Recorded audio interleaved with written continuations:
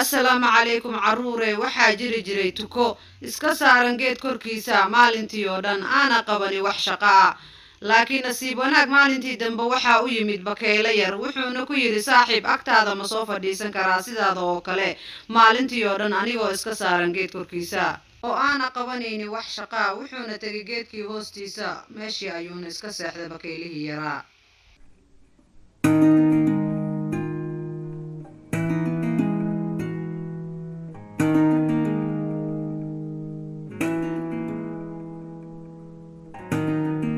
si dhaqso leh ayaa bakeylihii yaraa waxaa u yimid dawaco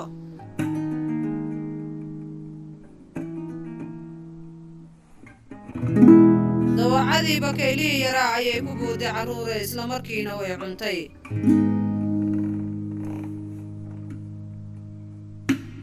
carruure sheekadeeni halkaas ayaan kusoo gabagabaynayaa nuxurka sheekada carruure waxay tahay haddaad meel fadhiisanayso fadhiiso meel aan khatar ahayn naftaadana ka taxadar mar walbo